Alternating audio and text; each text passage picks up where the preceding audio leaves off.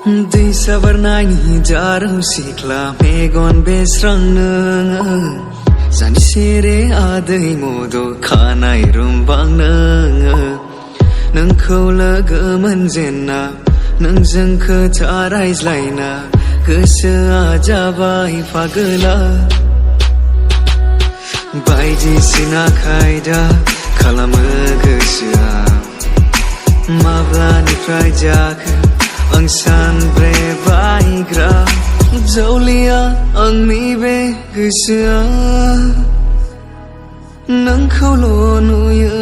साया माया मान्दार बिबार बायदि जाहाबनाय सिदोब गुस्थि मा खोथा बुंनो सानदों नों गोसो गोरबोनि गामियारि सिखोला नों खानाया रुमबांबां पागला गोसोआ जायो सोंहां माहां बबेनि जाखो मुङाबा माथो बबेयाव थांनो